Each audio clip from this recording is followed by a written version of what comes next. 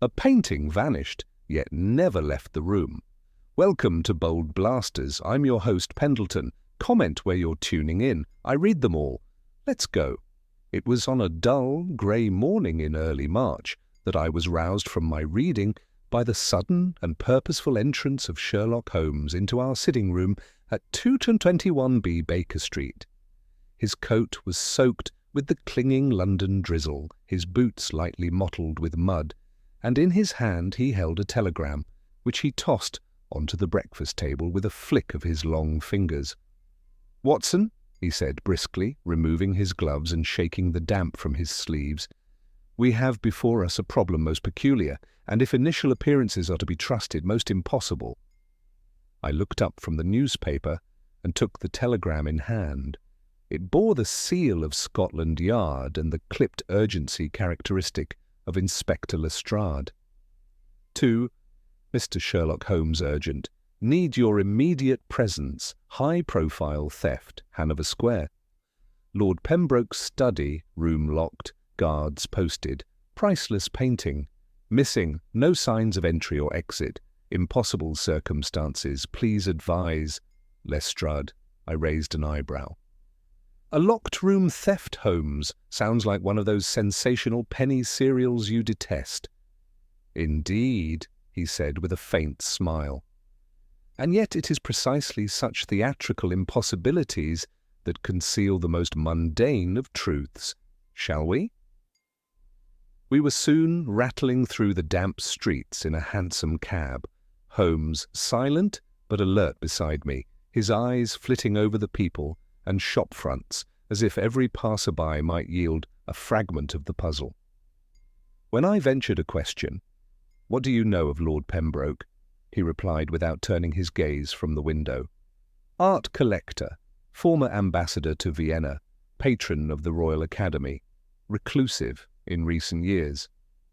Owns, among other treasures, a portrait by Gerrit Doe believed lost to the Dutch revolt. If that is what has vanished, it is not only a personal theft, but a blow to European heritage. Do you suspect forgery, insurance fraud?" "I suspect," Holmes said quietly, "that no painting has been stolen at all." We arrived at Hanover Square a little past 10 o'clock. The Pembroke townhouse loomed solemnly behind iron gates, its windows shuttered against the gloom. A constable stood at the door and nodded us in at Lestrade's signal. Inside, the housekeeper, a wiry woman with anxious eyes and thin, blue-veined hands, led us to the study on the second floor. 2 footmen lingered in the hallway like statues, their faces pinched with uncertainty. The room itself was one of cultivated austerity, high shelves lined with rare books, 2 velvet armchairs flanking a hearth whose fire had gone cold, and, at the far wall, a grand gilt frame, empty. Holmes crossed the room in 4 long strides and stood before it. The frame, nearly 5 feet in width, held only the shadow of what had been mounted there. A faint, dustless rectangle suggested recent removal. Below it, a brass plate still read, "La Lisseuse du C. 1652. Lestrade joined us, rubbing his hands.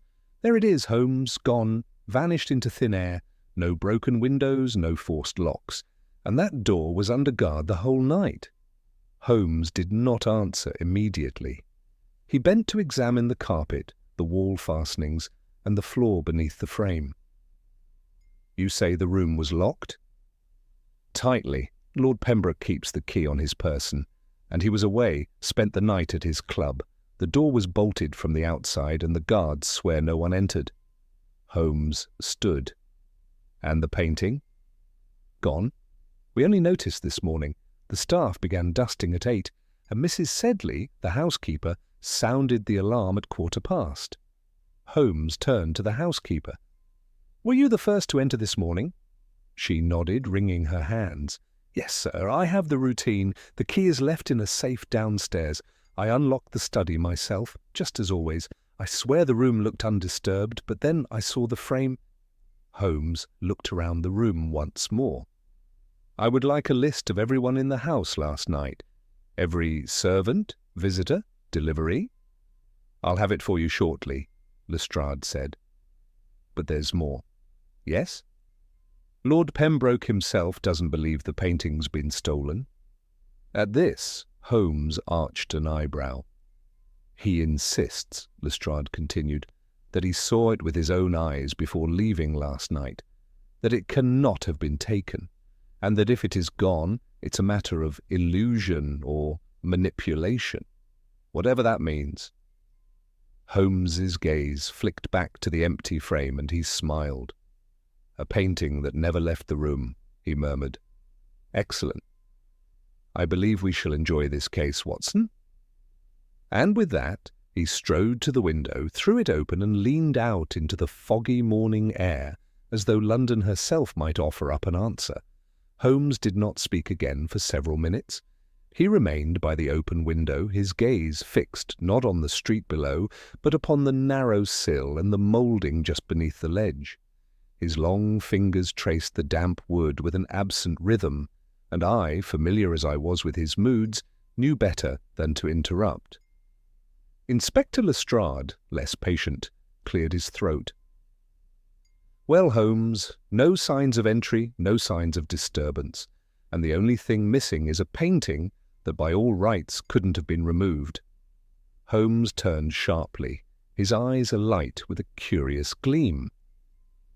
On the contrary, Lestrade, we are surrounded by signs, some so ostentatiously absent that their omission is practically a confession.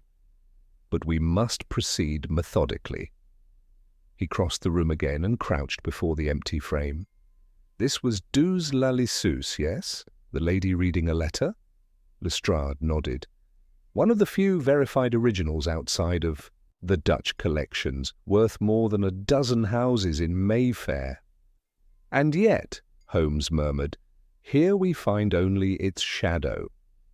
Watson, observe, there are no smudges or fresh abrasions on the wall where the frame hangs, nor are there any particles of paint or canvas on the floor, at least not to the naked eye. Did you notice that, Lestrade? Lestrade scowled. I noticed there wasn't a painting, which is enough to warrant a manhunt, I'd say. Indeed, Holmes said with a faint smile, but I am less inclined to hunt the painting, and more interested in whether it has moved at all.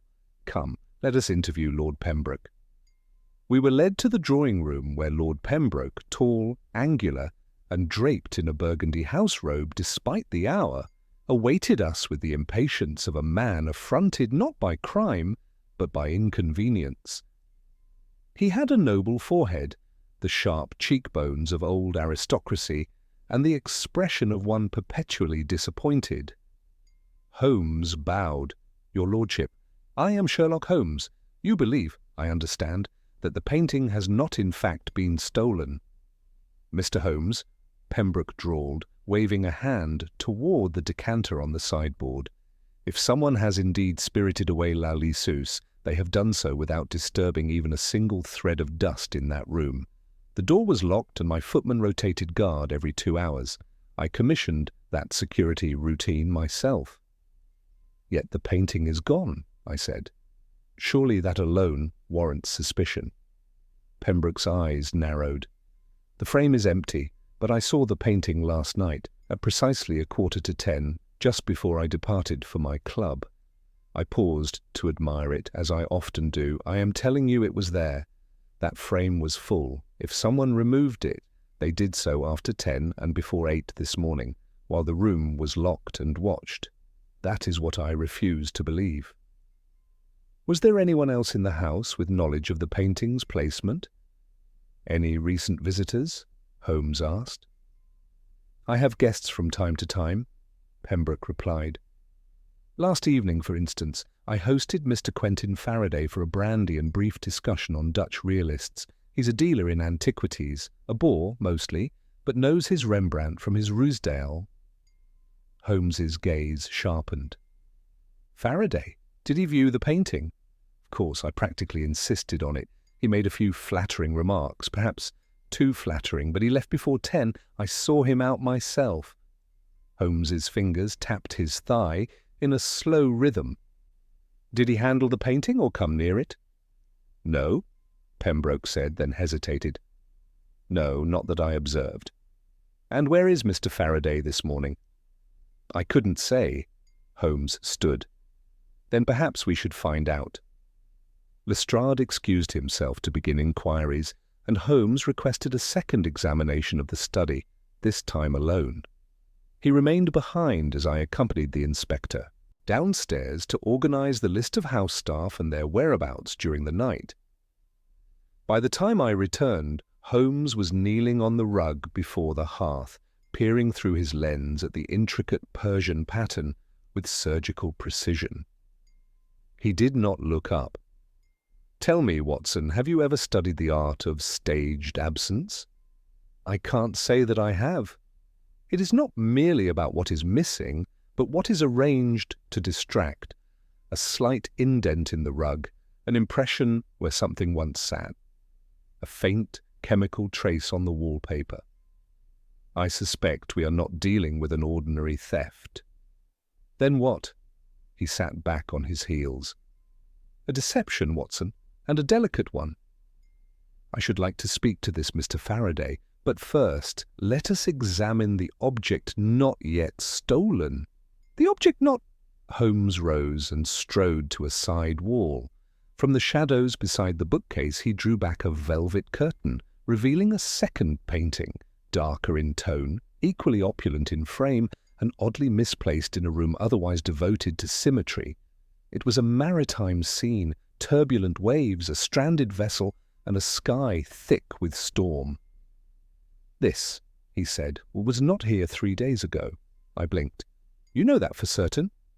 "I visited Lord Pembroke's home a month prior for a different matter. That wall was bare, awaiting a commission.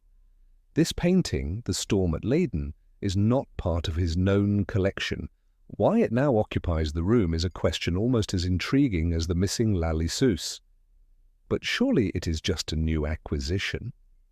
Holmes did not answer. Instead, he leaned forward and pointed to a small patch along the lower frame where a faint smear of white powder clung to the gold. "Plaster dust," he said softly.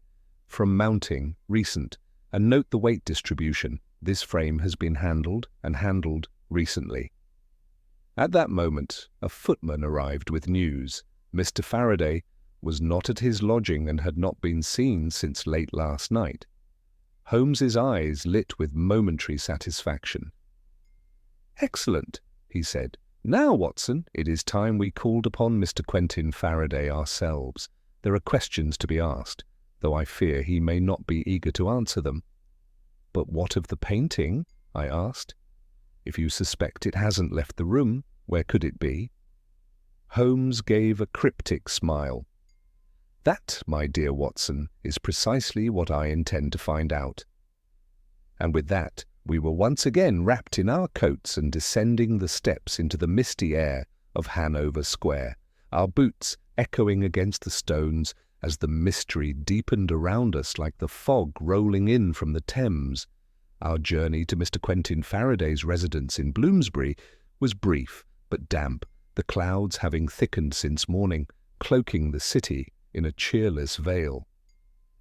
Holmes, wrapped in his Inverness cape, sat silently beside me in the cab, his eyes half closed, but his fingers twitching in that familiar rhythm, which betrayed a mind calculating with ferocious precision.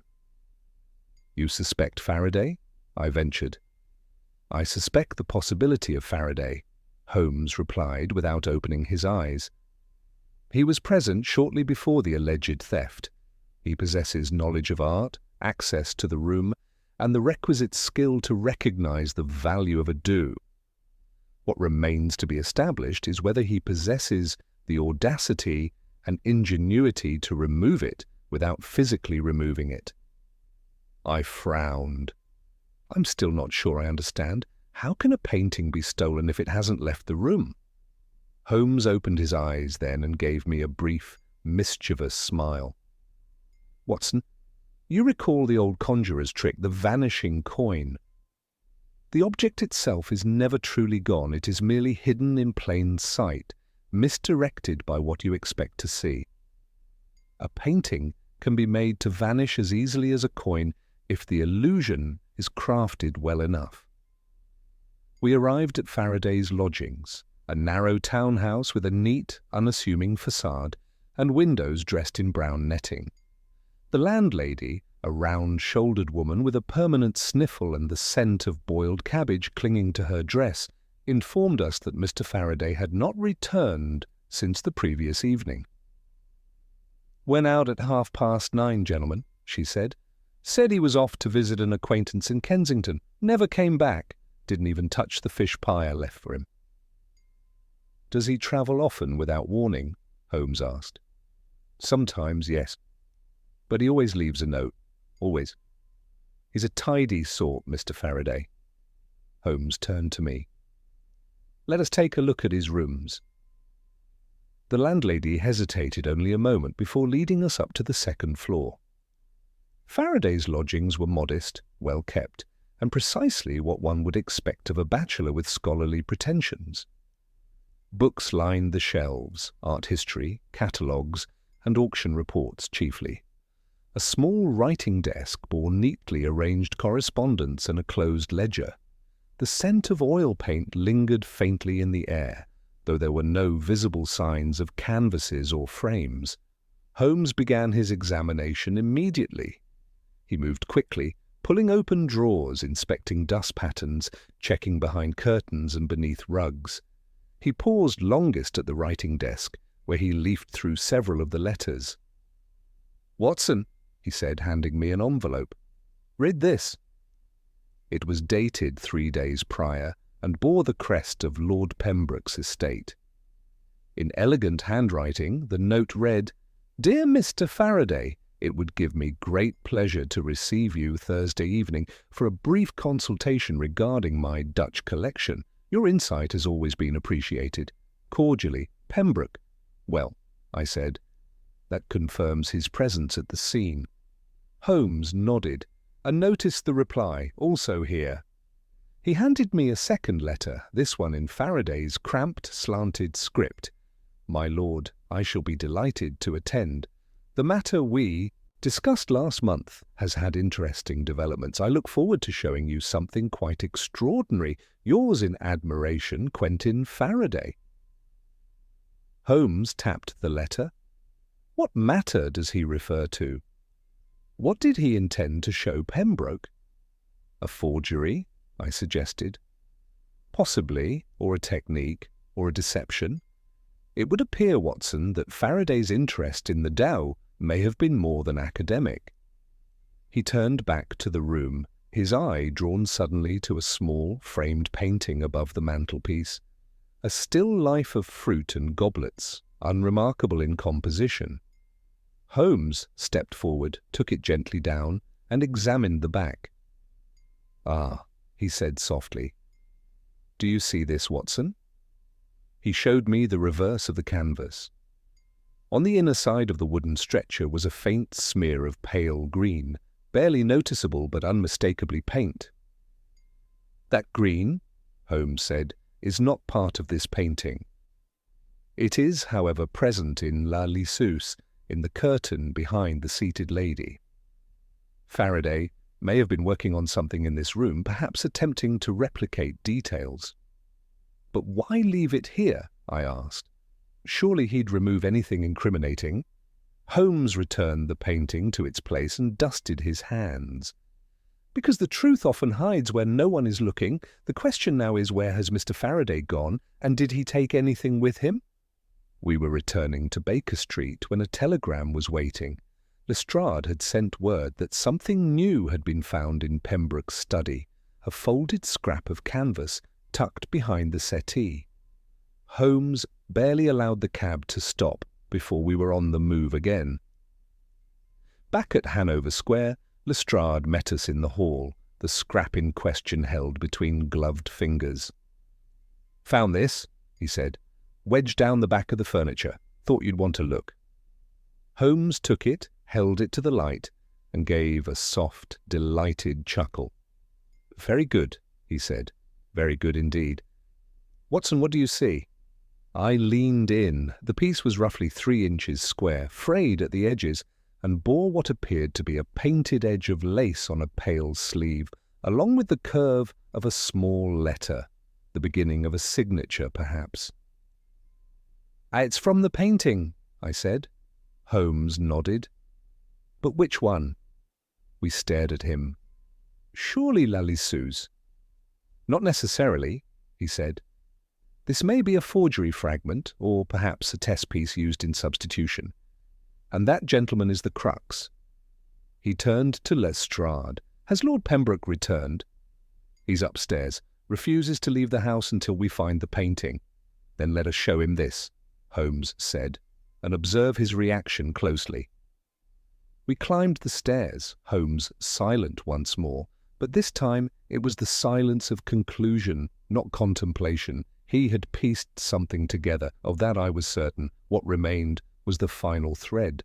In the study, Lord Pembroke rose as we entered. Holmes held out the canvas scrap. "My lord, is this from your do?" Pembroke took it, squinted and paled. "Yes," he said softly. "It's from the lower corner, the lace cuff of the lady's dress." Lestrade frowned. "But then how could it be here? Why would it be torn?" Holmes turned, his voice cold and precise. "Because the painting was never removed from this room, Lestrade. It was covered, masked, and replaced in plain sight, with a duplicate frame and a replica placed there during the evening conversation. The fragment was likely trimmed from a preparatory copy, a sacrificial detail to be left behind, to delay suspicion. What Lord Pembroke saw last night was not his due, but a skilful counterfeit mounted in the same frame, designed to deceive for just long enough. But then, where's the real one?" Holmes looked again at the oddly hung marine painting. "Still here," he said. "Underneath that seascape, I suspect, lies the original, faced backward, reframed, hidden beneath a temporary mount. The painting never left the house, and Faraday didn't need to steal it. He needed only time and misdirection." "And Faraday?" I asked. Holmes's mouth was a thin line. "We must find him, Watson, because now we know what he's done. The only question is how far he's willing to go to protect it." Holmes's announcement that the painting was still within the room created a ripple of silence so complete even the distant ticking of the Pembroke grandfather clock seemed to pause. Lord Pembroke, whose aristocratic reserve had thus far weathered the theft with stoic disdain, took a half-step forward. "You mean to say," he asked slowly, "that Lalissou's, the original, is behind that?" He pointed to the storm-tossed seascape, its colours brooding and almost insolent, now that suspicion had been cast upon it. "I believe so, yes," Holmes replied. "If my deductions are correct, Mr. Faraday used a clever sleight of hand, one that required neither violence nor breaking locks. The true painting was never removed, it was concealed." Lestrade scratched his head. "You're saying he swapped it for that?" "Not quite a swap," Holmes corrected. "Rather, he hid the original behind a sacrificial canvas that bore no real value. The new frame mimics the original's size and profile so closely that it would pass a glance test by even the owner himself, especially under low light, and with the suggestion that nothing had changed." "You flatter me, Mr. Holmes," Lord Pembroke muttered dryly. Holmes offered a brief bow. "Your lordship is a connoisseur, but even the best eye may be deceived when primed. Faraday understood that psychological principle. A man sees what he expects to see, particularly when the deception is designed not to challenge but to reaffirm his assumption." "But that would mean Faraday had to work on this in advance," I said. "He couldn't have fabricated a duplicate on the spur of the moment." "Indeed," Holmes replied. "That tells us he planned this substitution well in advance of last night's visit. I should not be surprised if Mr. Faraday has paid more than one quiet visit to Hanover Square over the past few months, perhaps with some pretext or another to study the Tao closely. His letter to Lord Pembroke even refers to a matter discussed last month. That may well have been his groundwork. Lord Pembroke, who had grown visibly paler, cleared his throat. I insist we open that frame immediately. Holmes stepped back and gestured. By all means, though I would advise great care. Lalisou's is a delicate work, and if Faraday mounted the original behind the front canvas, he may have used makeshift or reversible fixings. At Holmes's suggestion, a footman brought a toolkit and, under the detective's supervision, removed the seascape from the wall and carefully detached the rear frame backing. As the final tack came free, a gasp escaped from both Lord Pembroke and Lestrade. There, concealed behind the stormy waves, was another canvas, richer, warmer, unmistakably older. The seated woman in the satin gown, letter in hand, gazed demurely downward, her pale profile illuminated by soft light, the green drapery behind her swaying as if caught by an invisible breeze. It was Lalisou's. The painting was intact, its surface unmarred, and though mounted somewhat crudely, it had not suffered in the concealment. Pembroke exhaled audibly and took a step forward, his hand trembling slightly as he reached toward the gilded edge. Holmes, standing apart from the others, remained dry-eyed and clinical. "There we are," he said. "Not stolen, merely hidden, and quite cleverly too." Lestrade grunted. "Then Faraday meant to come back for it." Holmes nodded. "Almost certainly. Once the guards were relaxed, once the fuss had died down, he left just enough confusion behind to delay discovery, fabricated the illusion of a vanishing, primed Pembroke with a flattering evening visit, and slipped away with everyone believing the painting had already been stolen. All he needed was time, but something must have gone wrong. He hasn't returned." "You think he fled?" I asked. Holmes narrowed his eyes. "Perhaps. Or perhaps something has delayed him. He is not the type to abandon a prize like this without an attempt to reclaim it." Lord Pembroke, still staring at the recovered painting, spoke at last. "Then we must find him, at once." "Agreed," said Holmes, "and I believe I know where to begin." Back in the hansom, Holmes seemed restless, his fingers drumming a nervous rhythm against his knee. "Faraday is not a fool," he said, "but he is not infallible. He made an error, one I believe we can exploit." "What error?" "The lace fragment," Holmes replied. "That bit of canvas found behind the settee. It was likely cut from a preparatory duplicate, a forgery he had created earlier for study or deception. But why leave it behind? That is not Faraday's style. It suggests haste, possibly panic. Did you think someone startled him, perhaps interrupted his plan?"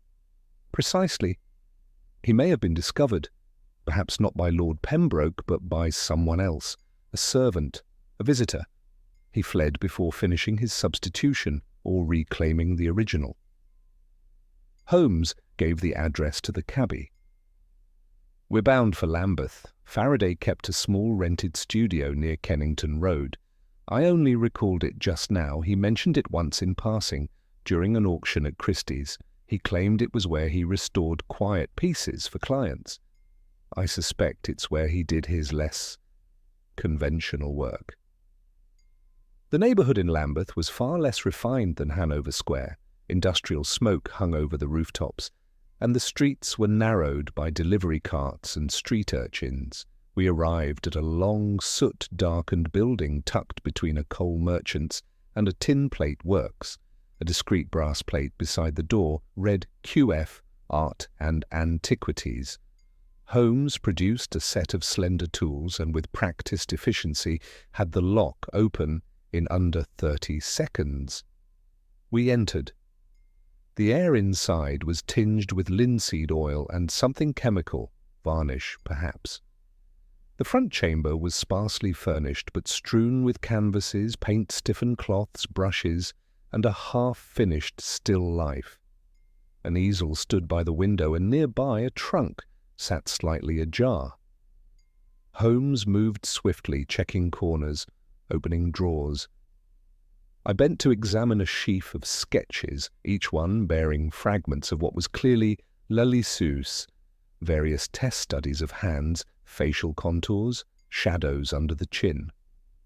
"Watson," Holmes said from across the room. "Here." He had opened the trunk. Inside, beneath a cloth, lay a narrow leather case. Holmes withdrew it and flipped the latches open. Nestled within the velvet lining was a roll of parchment and, more significantly, an envelope sealed with dark red wax. Holmes broke the seal and read. His eyes sharpened as he reached the final lines. "Listen to this," he said. "It's addressed to S.M. The swap was incomplete. I left the original behind. The window of opportunity has closed for now. I will wait at the safe house near the docks until the storm passes. Send word only if it's secure to retrieve the piece. Destroy this after reading." "S.M.?" I repeated. "An accomplice?" Holmes folded the letter. "No ordinary accomplice, someone coordinating with him. This goes deeper than an art theft. There's a network behind this, perhaps a syndicate that deals in stolen art. Faraday is merely the craftsman. Someone else is pulling strings." Lestrade, whom we had summoned by messenger, arrived a short time later. Holmes gave him the letter and explained everything rapidly. "You'll find your man near the docks," Holmes finished. "I suspect a boathouse, perhaps rented under a false name. Check warehouses along the southern quay. He'll be lying low, but if you move quickly, you may still catch him." Lestrade wasted no time, and within the hour his men were spreading through the Thames side streets. As for Holmes and myself, we stood in the half-light of Faraday's studio, surrounded by forgeries, experiments, and failed deceptions. Holmes turned to me, his expression unreadable. "Art theft, Watson, is a peculiar species of crime. It flatters itself as cerebral, refined, but it is merely theft, cloaked in aesthetics. Yet here we see the rare example of a mind capable of weaving illusion into reality. Faraday didn't just forge a painting, he forged the absence of one." "And if Lestrade doesn't find him?" I asked. Holmes looked out at the fog rolling above the rooftops. "Then he will vanish, as his painting nearly did, leaving behind only the shadows of what we failed to see." The night that followed our visit to Faraday's studio was one of uneasy stillness, the sort of oppressive London darkness in which even familiar shapes turned menacing. Rain threatened constantly, but never quite fell, and the air was heavy with soot, fog, and something less tangible, expectation. Back at Baker Street, Holmes sat cross-legged in his armchair, fingers steepled before him and eyes half-closed, as if in a trance. I busied myself with a cup of tea, having grown long accustomed to these silences. They were not mere idleness, they were, in a sense, Holmes's most intense moments of action. He fought his battles in the theatre of his own mind, where every fact, every clue, was recalled and arrayed like troops awaiting deployment. It was close to midnight when the quiet was broken. A brisk knock sounded at the door, and before Mrs. Hudson could respond, a drenched and panting Lestrade was admitted into the sitting-room, trailing rainwater and urgency in equal measure. "We found him," he said, clutching his hat in both hands. "Faraday." Holmes opened his eyes. "Alive?" he asked. "Yes, though just barely. We located a derelict boathouse off Windmill Stairs near the dockyards, rented under the name Mr. Silas March, empty save for a cot, a lantern, and Faraday himself. Poor devil had been struck from behind, blunt force, found unconscious with a nasty wound at the base of his skull." I set my teacup down. "Do you believe it was his accomplice, this S.M., We do. No sign of him. Whoever it was left nothing behind except a bloodied piece of wood, likely the weapon. We've taken Faraday to the infirmary. He may recover, but the surgeon says he's not to be questioned for at least a day. Holmes stood slowly, as though the final piece of a long-studied puzzle had just shifted into place. And someone wanted to silence him before he could speak, which tells us that what he knows is of great value. Lestrade grimaced. The boathouse was a dead end otherwise. We're sifting through his belongings, but everything's been wiped clean. Whoever did it knew the value of erasure. Holmes turned away from the fire and paced to the window. I warned you, Lestrade.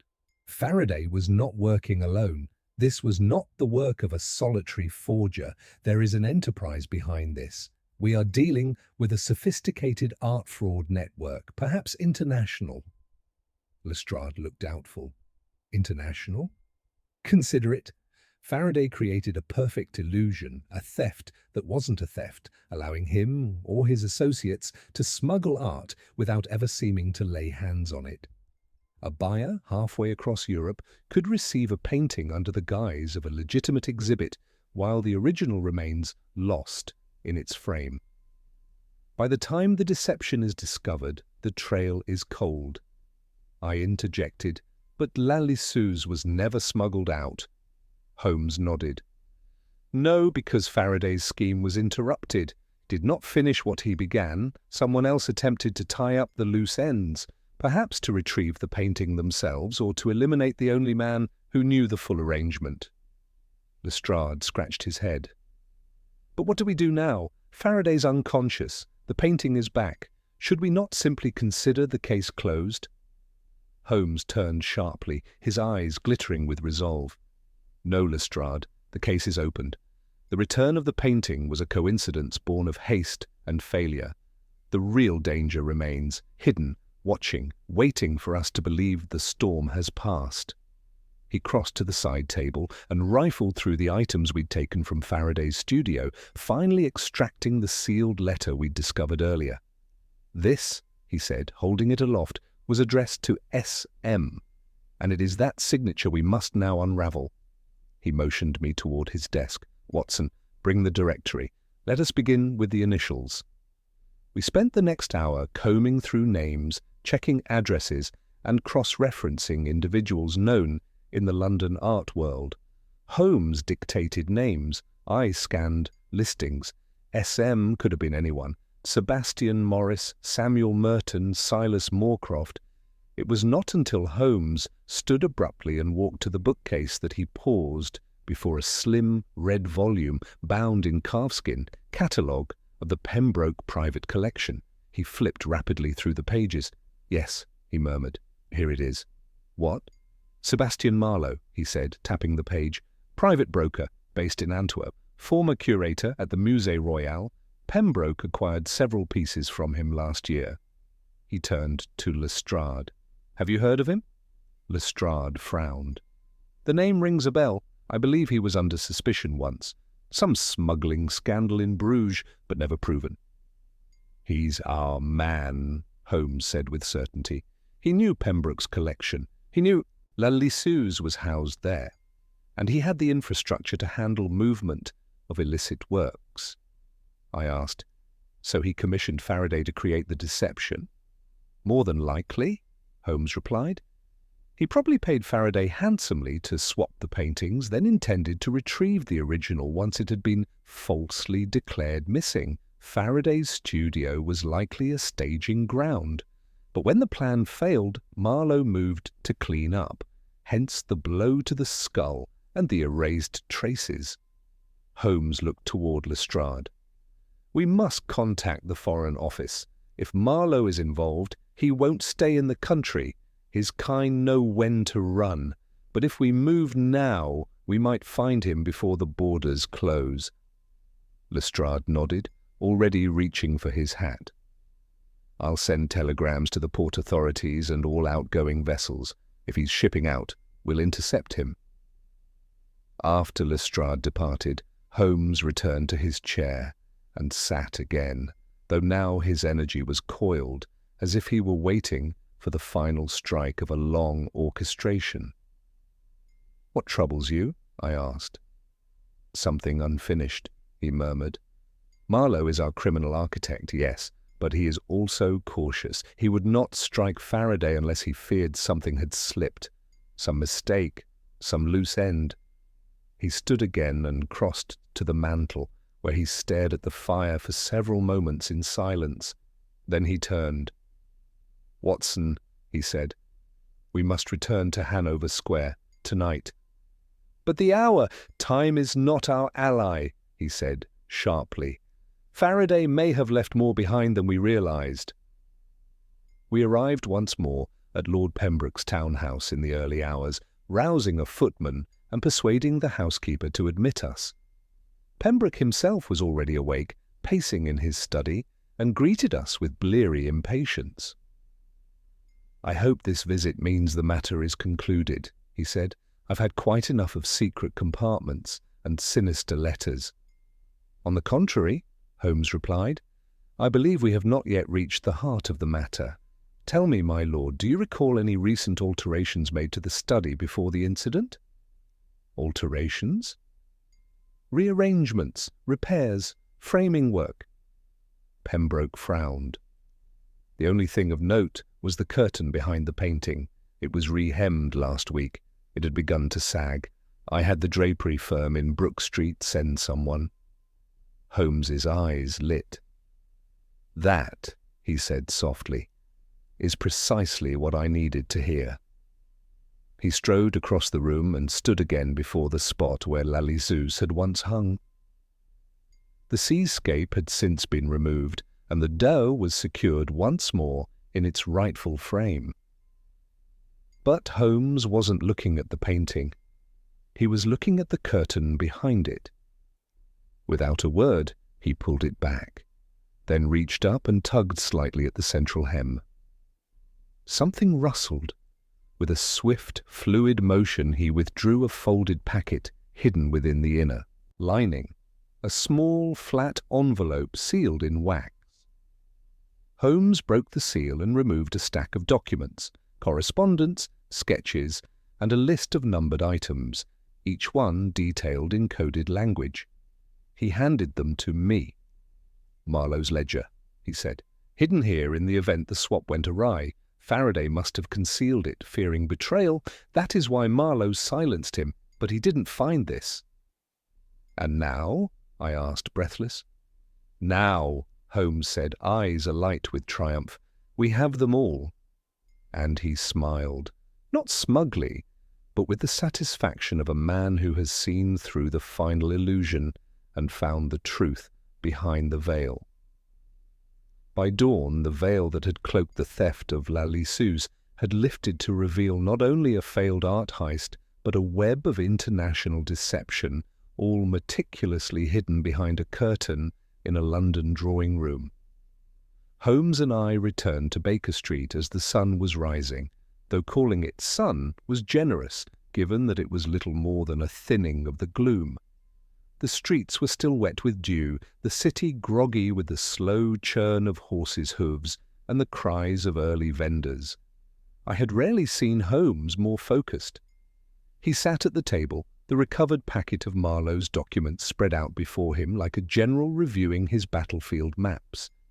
Each page was a cipher in its own right, lists of paintings identified only by codes, letters written in a mix of French and Dutch, fragments of sketches, and, most damning of all, a ledger that detailed transactions across Vienna, Bruges and Marseille, with notations that Holmes was already decoding.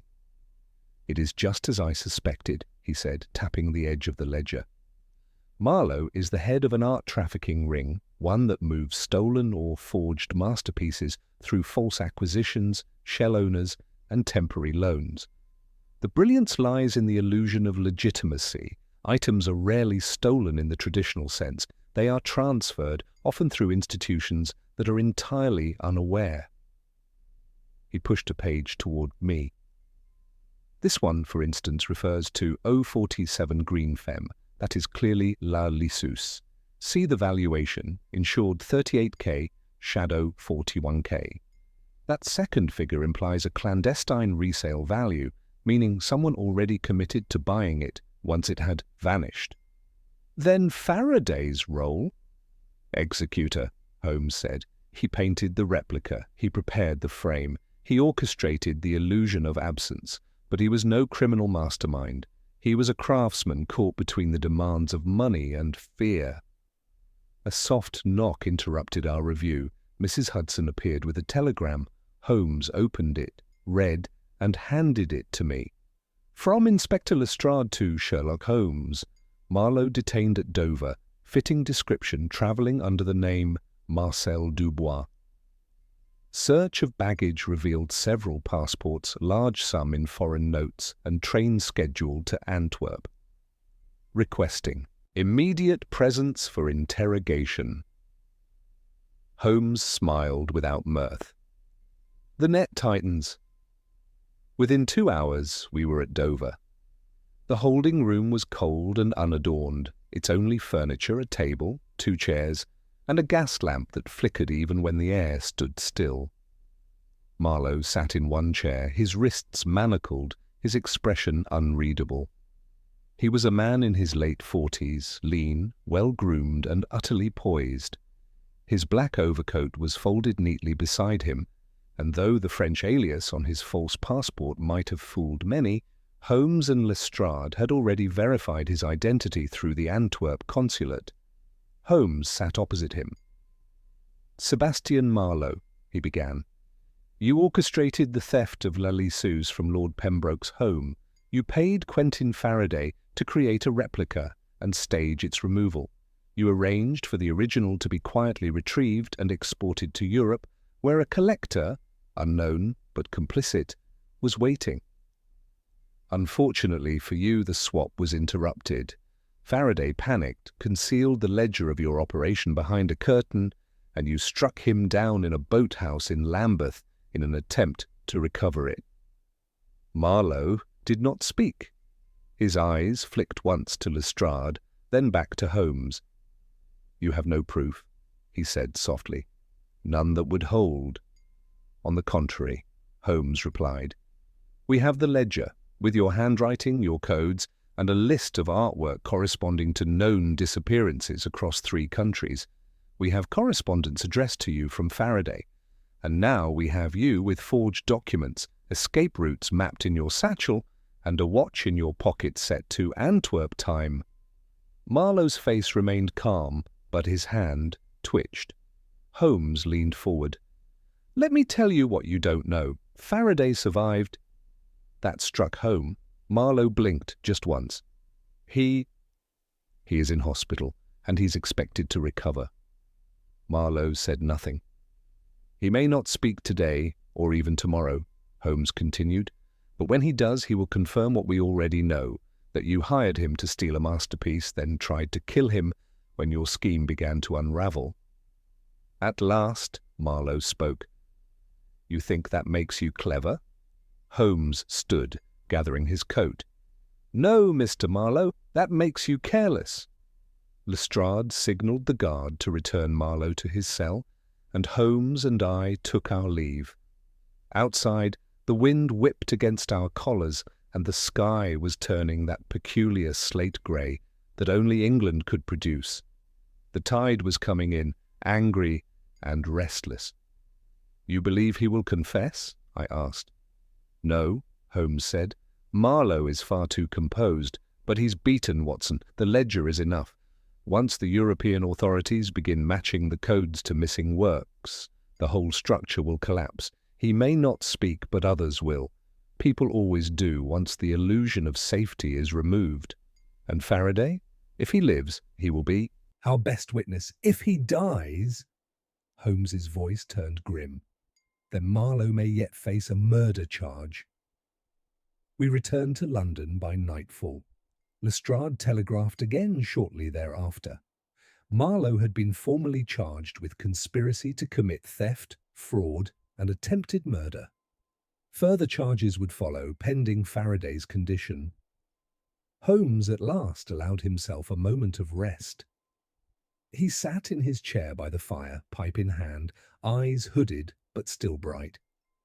"You know, Watson," he said after a time, "there is something particularly elegant about the idea of a painting never leaving a room. It speaks to the sort of puzzle that appeals to the human mind. How can something vanish when it has not moved? We are so conditioned to associate theft with absence that we fail to question presence itself." He exhaled a long curl of smoke. "I wonder how many other objects sit behind false fronts? How many deceptions remain undiscovered, not because they were perfect, but because no one ever thought to look behind the curtain?" "You've ruined gallery visits for me," I said wryly. Holmes chuckled. "Good. Art should provoke the mind as well as the senses." Later that week, the Times ran a modest column tucked into the middle pages. "Remarkable case of artistic subterfuge. Foiled in London Scotland Yard, in cooperation with noted consulting detective Mr. Sherlock Holmes, has apprehended a key figure in a continental art fraud network. A priceless painting, La Lissus, once thought stolen from the private collection of Lord Pembroke, was recovered, hidden within the very room it was thought taken from. No formal comment has been made by the family, but sources confirm that the work is intact and under protection." Mr. Holmes declined to comment further, offering only the remark, "The most successful thefts often require nothing more than a mirror and a willing audience." And so the case closed, not with a dramatic courtroom confession or daring chase across Europe, but with the careful unpicking of illusion, the lifting of one velvet curtain, and the restoration of something far more valuable than a Dutch master: the truth. The quiet that settled over Baker Street following the resolution of the Pembroke case was not one of idleness but of reflection. Holmes, though nominally at rest, spent his days pacing between the windows and the fireplace, pipe in hand, examining a variety of newly acquired samples under his lens, pigments, canvas fibres, and brushstroke comparisons, while the telegrams arriving from the continent spoke of raids, arrests, and an unravelling network of art thieves. Faraday remained unconscious but stable. Marlowe was in custody. The painting at last was safely in the hands of its rightful owner. And yet Holmes was not satisfied. "There is something unfinished," he said one morning, his voice sharp enough to cut through the stillness. "The operation has collapsed, yes, but I am convinced there is a second layer to Marlowe's plan, something we have not seen." I looked up from the newspaper. "We have the ledger, Holmes, the codes, the letters. We have Marlowe himself. What more could there be?" Holmes gestured toward the table, where the ledger lay open. "The codes, Watson, have you examined the names?" "Not in detail. I assumed they were aliases." "Indeed, but aliases have patterns. They are rarely random. I've been cross-referencing the entries with customs logs and museum registries. A curious recurrence appears. Many of the sales Marlowe arranged were routed through a single holding company, Tarnhelm Limited, registered in Zurich. Owner unknown." I frowned. "That's not unusual for shell companies, is it?" "Not in isolation, but consider this. Tarnhelm is a reference to Wagner, an enchanted helmet that grants invisibility. I find it unlikely that a man of Marlowe's theatrical tastes would choose that name by accident."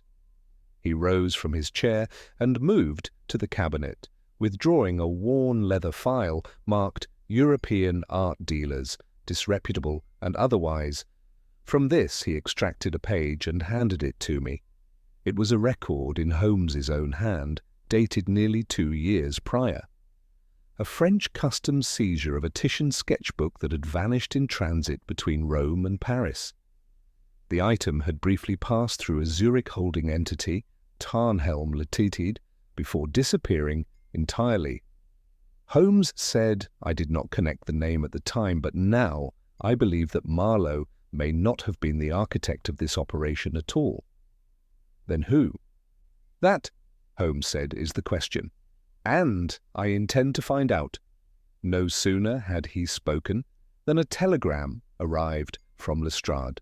From Lestrade to Holmes, Faraday awake, asking for you.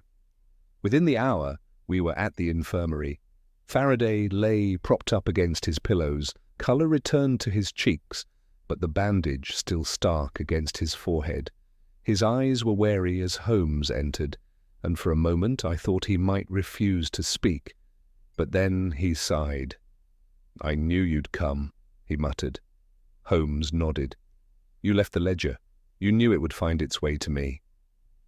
Faraday smiled faintly. "Marlowe told me once, in a moment of arrogance, that if anything ever went wrong, you were the only man he feared." "That was wise of him," Holmes said. Faraday's gaze flicked away. "I didn't want to do it, you know. I wasn't always like this. I used to restore altar panels. I lectured at the Royal Academy. Until I got bored, until no one noticed what I could do. I forged a Lippi once, just as an experiment, a private challenge. It passed, sold at auction in Milan. That exhilaration, it's hard to let go once you taste it." Holmes remained impassive. "You were paid to forge La Lissus, but your ledger suggests you handled at least 7 other pieces over the last year." "I did," Faraday said. "But Marlowe, he was the face, the man in the salons, the whisperer at gallery openings. The real power was someone else." "Who?" Faraday hesitated. "I never met them. Marlowe called him the keeper, said he was a collector, but not for pleasure, for leverage. He didn't want the art for walls, he wanted it for silence." "Blackmail?" "Worse. Influence. A stolen piece in the home of a nobleman becomes a leash. A loaned painting returned accidentally to the wrong collection causes doubt in provenance. Marlowe ran the swaps, but the keeper decided who would fall." Holmes's eyes glittered. "Do you have a name?" Faraday shook his head. "Only a symbol, a wax seal, a Triskelion." Holmes stiffened slightly. "You've seen it before?" I asked. "Once," Holmes replied. "A document passed to Mycroft during a matter involving Balkan treaties. The seal was never identified. It disappeared after the document was burned." Faraday's voice was faint now. "If you go looking, be careful. He has eyes in every museum, every customs office." Holmes leaned in. Where would I begin? Faraday gave a slow, weary breath. Marlowe kept a second ledger, not written, painted, hidden inside a copy of a still life. He said it was his insurance. Find that, and you'll find the keeper. Holmes stood. "Thank you, Mr. Faraday. You may have saved more than one career, or life." As we walked back through the corridor, I turned to Holmes.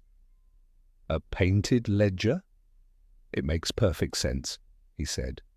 "An oil painting hung in plain sight, layered with invisible ink or resin coating beneath the surface. A brushstroke ledger, impossible to decipher unless you knew the cipher or technique. A man like Marlowe wouldn't leave his secrets in ink. He'd put them in art." "And where would such a painting be?" Holmes stopped. "I believe we must pay one more visit to Lord Pembroke." That evening found us once again in the great town-house at Hanover Square, where Lord Pembroke received us with the thin-lipped courtesy of a man growing tired of Holmes's deductions, however effective they might be. "I assume you're here about the painting again?" he said, motioning for us to enter the study. "In a manner of speaking," Holmes replied. "There is a second painting we're interested in, a still life." "It was added recently, yes?" Pembroke nodded. "The one Marlowe brought me last month. Claimed it was from a Flemish private sale. I haven't had time to verify its provenance." "May I see it?" He led us into a side gallery where the painting hung, a dark composition of grapes, silver goblets, and a peeled lemon glistening with moisture. There was nothing exceptional about it at first glance. Indeed, it seemed too pedestrian to warrant placement in a collector's home. But Holmes was riveted. He stepped forward, examining the layers of varnish, the depth of tone. "It's not signed," Pembroke noted. "It wouldn't be," Holmes murmured. "This was never meant for admiration. This was a vault." He turned suddenly. "Watson, do you recall the green smear on the reverse of the fake La Lisseuse?" "Of course." Holmes pointed to a curl of lemon peel where a touch of the same distinctive green had been used for shadowing. "That pigment does not belong in this palette. It's a marker. The whole image is a grid, each object corresponding to a piece of information." He turned to Pembroke. "With your permission, I'd like to have this canvas examined under spectral light. If I'm right, it will reveal invisible layers of resin outlining dates, names, perhaps even locations." Pembroke gave a slow nod. "Take it. I've had quite enough of mystery for one lifetime." As we left with the painting in tow, Holmes's face was unreadable. "You truly believe it contains Marlowe's secrets?" I asked. "I do," he said quietly. "And if it does, then the keeper is not just a spectre whispered about in ledgers. He is a man with names, accounts, and weaknesses. And now, Watson, we may hold the only brushstroke map to his empire." I could only stare at the painting in the lantern light as we carried it into the night, a canvas that had never once hung in a gallery, but which might prove to be the most revealing masterpiece in all of Europe. By the following morning, Holmes had transformed our sitting room into what might generously be described as a temporary conservation studio. The still life painting, purportedly a dull Flemish work, was propped on an easel near the window, its canvas angled precisely to catch the pale shaft of morning light seeping through the lace curtains. Nearby, Holmes had arranged a peculiar array of materials: a vial of potassium iodide solution, a fine brush, a weak ammonia mixture, and a portable ultraviolet lantern procured from a university contact. I could not help but admire the quiet intensity with which he worked. He had not slept, nor had he spoken much since our return from Lord Pembroke's gallery the previous evening. All through the night he had scrutinized the painting's brushwork, muttering occasionally to himself, brushing minute quantities of dust from corners, tapping a fingernail against hardened layers of varnish. At last, as I sipped my morning tea, Holmes straightened. "Now, Watson," he said, "we test a hypothesis." He dipped a swab in the potassium solution and gently touched it to a shadowed area beneath the silver goblet. A faint reaction followed, nothing dramatic, merely a slight iridescence. Holmes waited a moment, then turned off the room's lamps and switched on the ultraviolet light. At once, the goblet flared, not in brightness, but in purpose. From within the shadowed folds and darkened textures of the still life, a secondary image emerged, faint lines glowing under the purple hue, a series of geometric curves and sharp, deliberate angles, a lattice buried beneath grapes and pewter. Holmes adjusted the beam and moved it across the canvas in slow arcs, revealing more, letters, numbers, symbols, all hidden beneath layers of transparent glaze. He exhaled slowly. "It is a map," he said. "A ciphered record embedded within the artwork itself. Each cluster of objects corresponds to a coordinate or notation. This is not simply a catalogue, it's an index of delivery points, destinations, storage vaults, possibly even agents in Marlowe's network." I leaned in, fascinated. "That curl of lemon peel, do you see? There's a faint C11 outlined under the rind." "And here," Holmes said, pointing to the base of the wine glass, "what appears to be a watermark forms a circular glyph, a seal perhaps, no doubt used to denote higher value exchanges. We documented every glowing element, transcribing the notes and sketching the symbols into Holmes's notebook. Hours passed as we peeled back the hidden layers. Under the cluster of grapes, we found a line of coded text. A104B, V Prague, L. Beneath the plate of fish, a faint spiral concealed the phrase, held until frost passes. It's like a ledger that could hang in a room without suspicion, I murmured. Exactly, Holmes said. The painting functioned as a courier might, a bearer of secrets in full daylight. By noon, Lestrade arrived, summoned by telegram. He listened with growing astonishment as Holmes laid out his findings. "So this is the second ledger Faraday spoke of?" Lestrade said, staring at the glowing map beneath the lemon and glass. "You're telling me this painting holds the entire key to the rest of the fraud ring? Or at least the outermost layer of it?" Holmes said. "What lies deeper remains to be seen, but with this we can trace movement, artworks transferred, dates of operations, even storage locations. Look here, this column beneath the fruit bowl, Rothschild, B, it implies a piece routed through a bank, perhaps under a false name." Lestrade was already scribbling names and codes. "We'll contact Interpol. They'll want a full copy of this. Lord, this goes deeper than anyone thought." Holmes nodded. "But we must be cautious. If the keeper is as meticulous as Faraday suggests, he may already suspect the painting has been compromised. And if he does, he may attempt to recover it or destroy any trail that leads to him. That includes people." A knock at the door interrupted us. Mrs. Hudson appeared, pale and breathless. "Mr. Holmes, there's a gentleman here to see you. He insists it's urgent. Wouldn't give his name." Holmes frowned. "Show him up." Moments later, a man stepped into the room. He was in his 60s, with a silver moustache, narrow spectacles, and a coat lined in velvet. His bearing was regal, but he carried the anxious energy of a man unaccustomed to being ignored. He introduced himself in a clipped, almost perfunctory tone. "Sir Leopold Mannering, Permanent Under-Secretary to the Foreign Office." Holmes offered a slight bow. "To what do we owe the pleasure?" Sir Leopold stepped forward, glancing at the easel and then back to Holmes.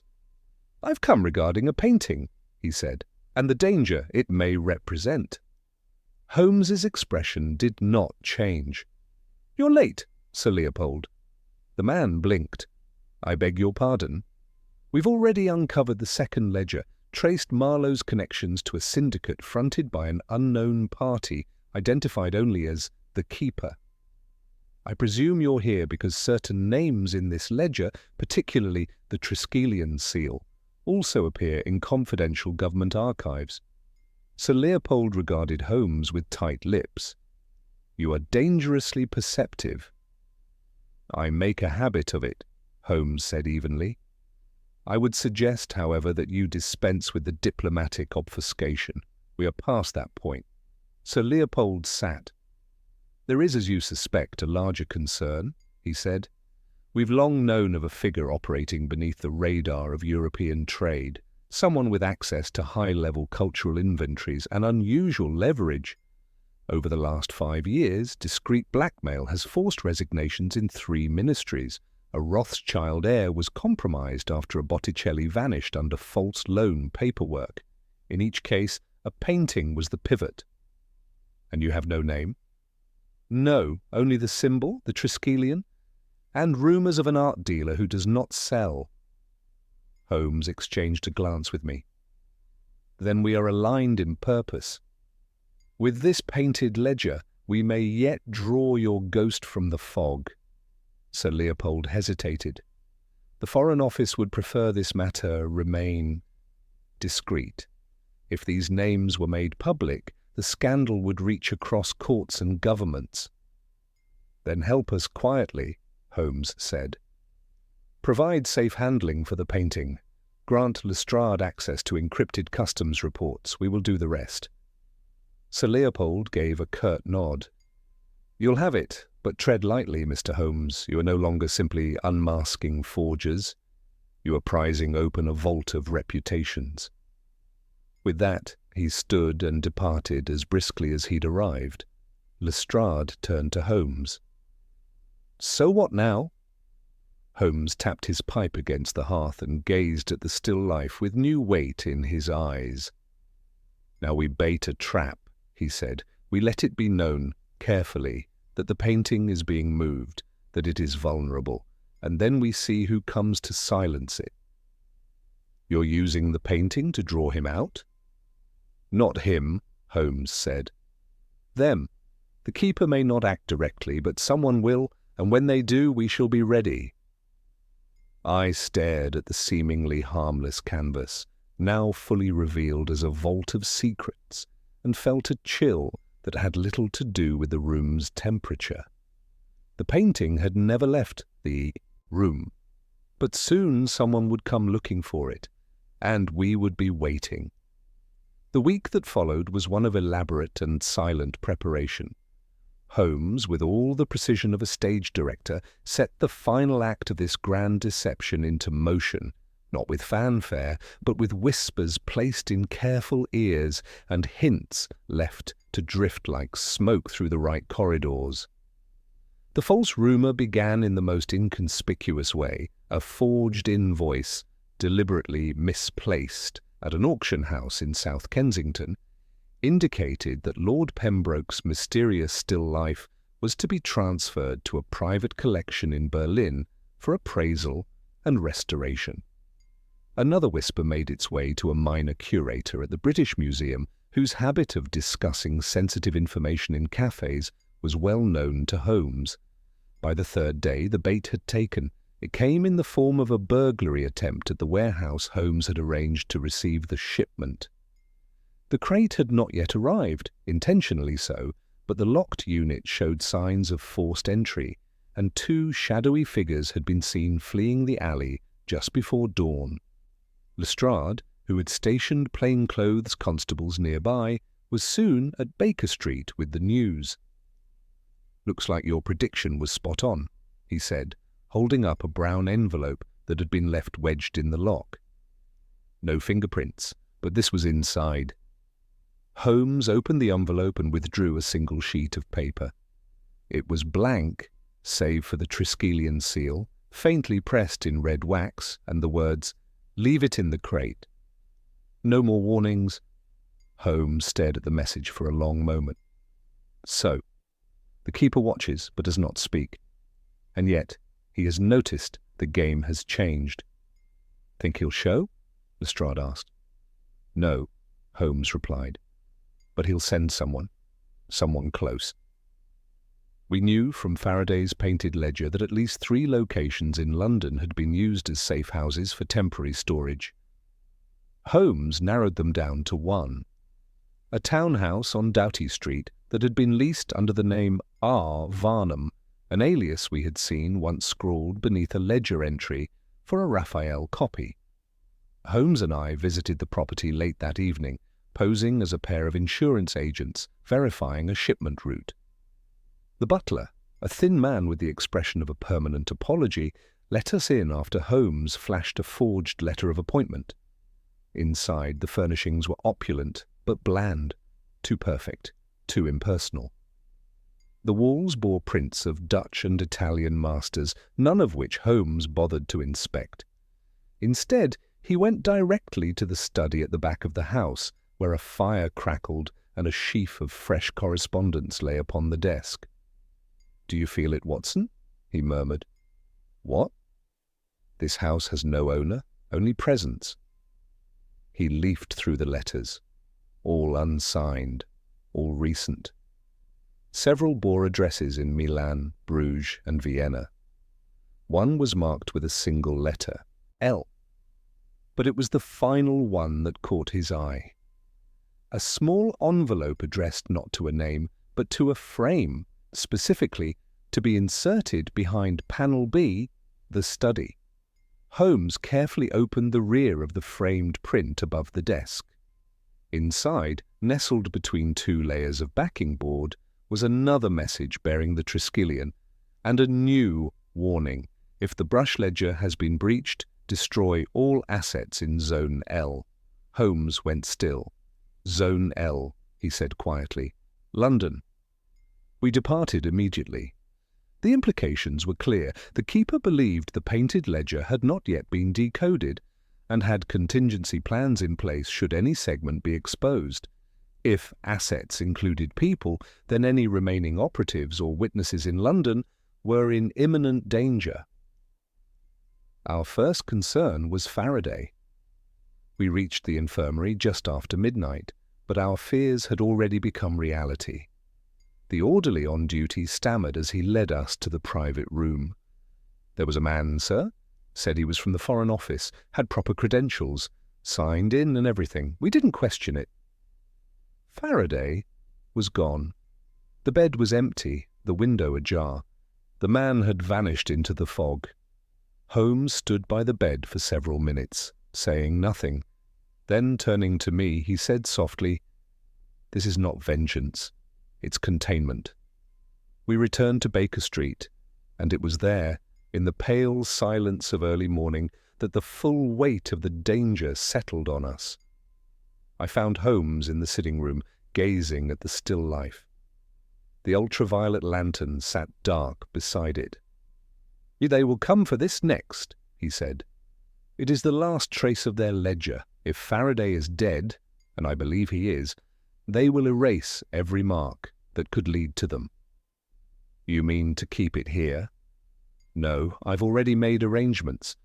A courier from the Royal Academy will remove it under escort. It will be examined and sealed in their private archive, its contents duplicated, encrypted and shared with select law enforcement in 3 countries. And us? We will remain its shadows. The only ones who know it still lives." A moment later there was a sharp rap at the door. Not Mrs. Hudson, not Lestrade. Holmes rose slowly and opened it. A woman stood in the hallway. She was tall, cloaked, her face obscured by a dark veil. She did not flinch at Holmes's steady gaze. "You have something that does not belong to you," she said. Holmes did not invite her in. "Madame," he replied, "if you are here for a painting, I regret to inform you that it has already left." "I don't need the painting," she said, "only the names." Holmes raised an eyebrow. "And you are?" "A critter," she said, "and a cleaner. My employer requires silence." "I regret," Holmes said, "that I deal in illumination, not silence." "You have no idea what you've opened?" "Oh," Holmes replied, "but I do. Quite a clear one." There was a pause. Then the woman stepped back, eyes glinting beneath her veil. "If anything from that ledger is made public," she said, "you will burn alongside it." With that, she turned and vanished into the fog. Holmes shut the door with a soft click and locked it. "Well," I said quietly, "that answers one question." "She is not the keeper," Holmes murmured, "but she has stood in his presence." We did not sleep that night. We kept vigil over the painting until the courier arrived, a tall man with the bearing of a military officer and credentials from the Royal Academy. He handled the frame with reverence, packed it into a reinforced crate, and vanished with it into the dawn. It was gone, and with it the last visible trace of Marlowe's empire. Holmes stood by the window long after the cab had departed, watching until it was swallowed by the London haze. "We have bought time," he said finally. "But not safety. The keeper will vanish for a while, perhaps years. He will scatter his network, hide behind new names. But he will never forget. And you?" "I never forget either, Watson." Then he turned from the window, lit his pipe, and resumed his seat by the fire. The game, as always, was not over, merely paused. 3 weeks passed. The fog that had clung so stubbornly to London finally lifted, leaving the city dry and brittle under a pale, reluctant sun. The case of the stolen painting that had never left the room had officially closed. Scotland Yard, with great satisfaction, announced the dismantling of a sophisticated forgery and smuggling ring. Arrests were made in Antwerp, Bruges, and Milan.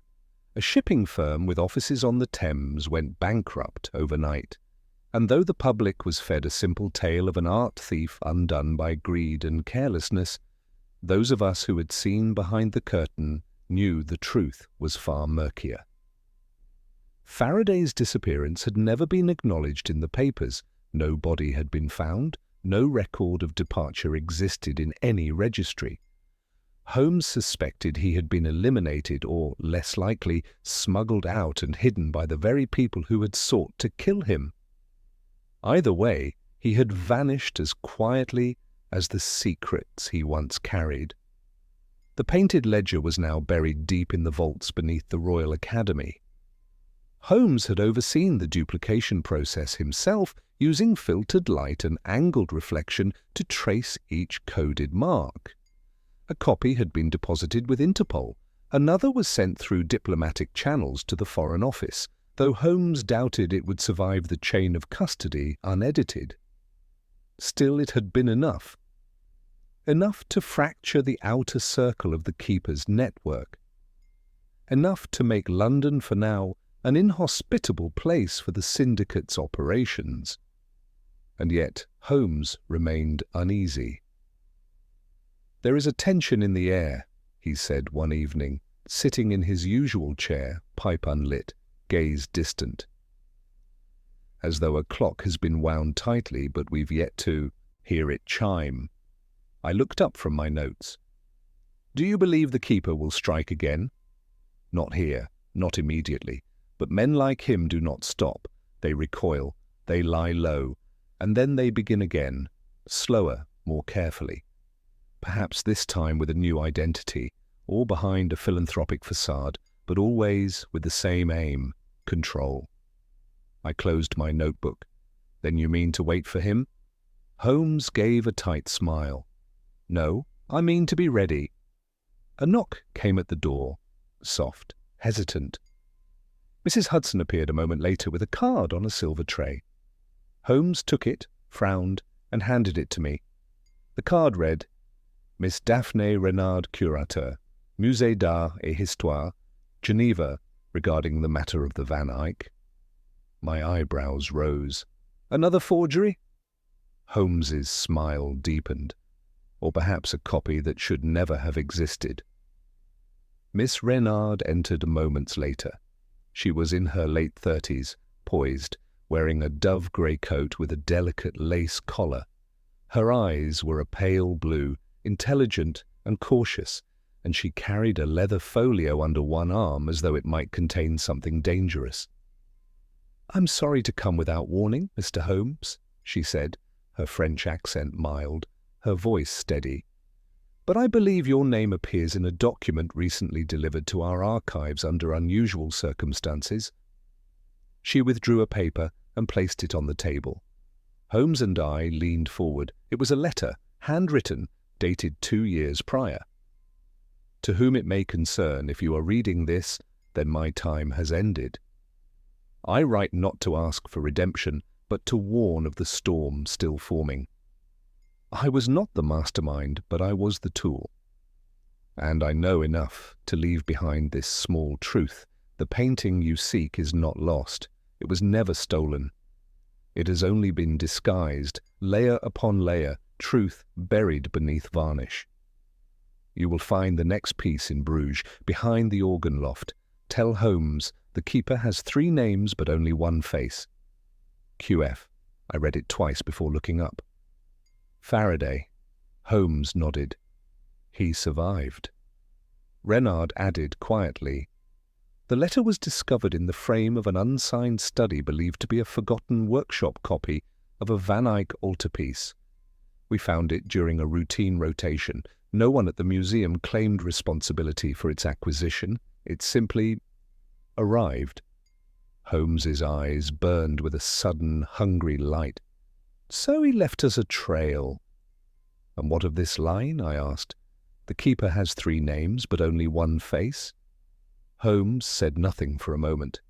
Then he stood and crossed to his desk, where he retrieved the original ledger notes, his index of symbols and brushstroke codes. "The Triskelion," he murmured. 3 arms, 3 points, 3 names, but all radiating from one center. "You think it's a clue to the keeper's identity?" "I do," Holmes said. "And Faraday, in his own way, is challenging us to follow it." He turned back to Miss Renard. "You mentioned Bruges, the organ loft." "In the Church of Our Lady," she confirmed. "I took the liberty of checking the ledger entry you published discreetly. There is a notation, BR3, Loft AH, which matches the chapel's archival code for that section. The AH refers to the name of the chapel's donor, Albrecht Hevel." Holmes's fingers danced. "It fits. A hiding place known only to those within the circle, not in plain sight, but within reach for someone who knew where to look. And Van Eyck, always a favorite cover for hidden codes. If there's another ledger, or a list." He turned to me. "Watson, pack your coat. We are going to Belgium." I raised an eyebrow. "On whose authority?" "On the authority of curiosity," he said, already moving toward his dressing room.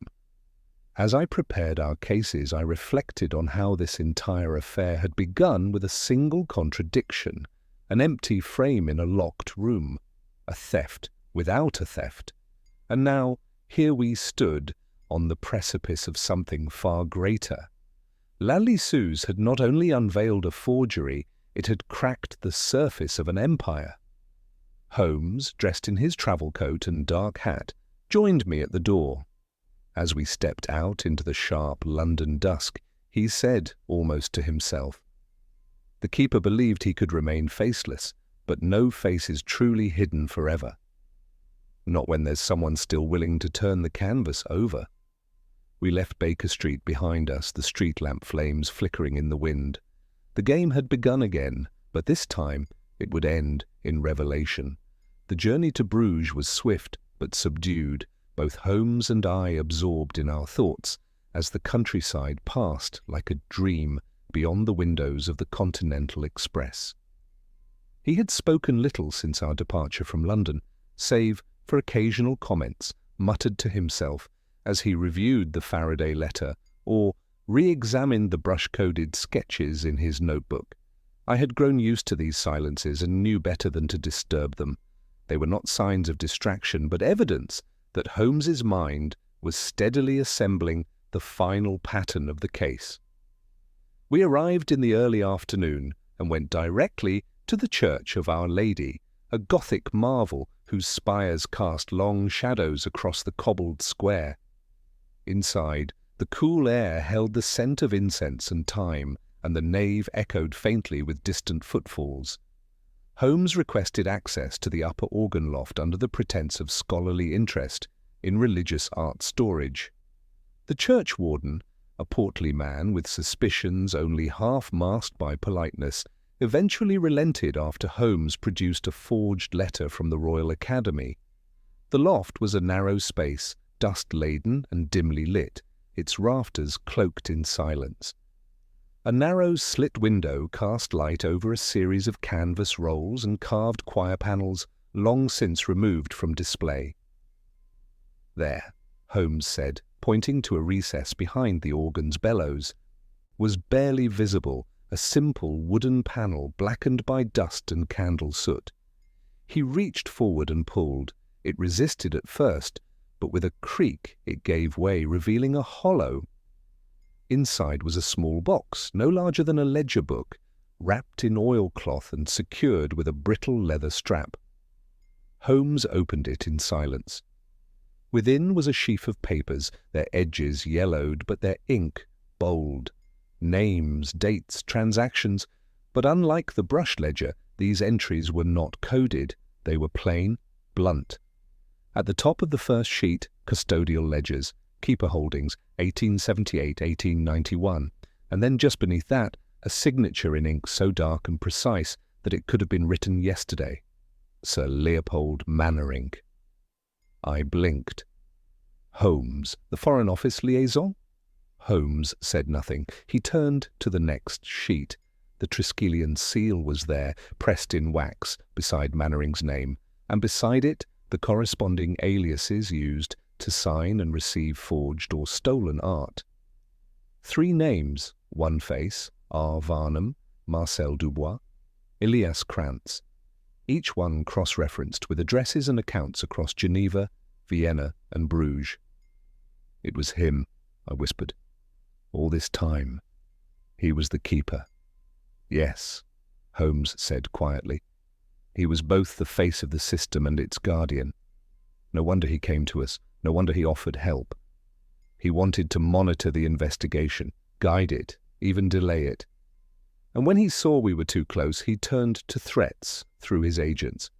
And Faraday? Too valuable to let go, too dangerous to keep. But he made one mistake. Holmes held up the final page, a letter penned in Faraday's careful, slanted hand. You told me the world forgets the middlemen, that no one remembers the forger, but I remember you, Mannering. When this is found, so will you be. I've made sure of it. QF. Holmes folded the papers and replaced them in the box. We returned to London that evening, the weight of vindication and betrayal settling between us like fog. Holmes sent the contents of the Bruges box, photographed and authenticated, to Lestrade via diplomatic courier. By the time we arrived at Baker Street, Scotland Yard was already in pursuit. Sir Leopold Mannering was arrested 2 days later on the steps of a museum in Oxford, where he had been scheduled to give a lecture on the cultural stewardship of art. His expression, I was told, did not flicker even once. When confronted with the ledgers, he offered no denial, merely a single sentence. Even custodians get to choose the locks they keep. He was found dead in his cell the following morning. Poison, smuggled in by means still unknown. Holmes received the news without comment. He simply lit his pipe, returned to his chair, and stared into the fire for a long time. Justice? I asked eventually. He shook his head. Not quite, but close enough. Faraday's fate was never confirmed. Some whispered he had escaped to South America under a new beam name. Others believed he had been silenced in some quiet back alley of Trieste or Rotterdam. Holmes thought otherwise. Men like Faraday don't vanish entirely, he said. They leave echoes, paintings with just a little too much precision, names half remembered in shipping logs. He may yet surface again, under a different brush. And as for La Liseuse, it now hung behind triple-locked glass at the Pembroke estate, with no frame substitutions or shadows behind the curtain. Lord Pembroke, in his usual austere manner, refused to speak of the case publicly, but I later heard he had withdrawn from society altogether.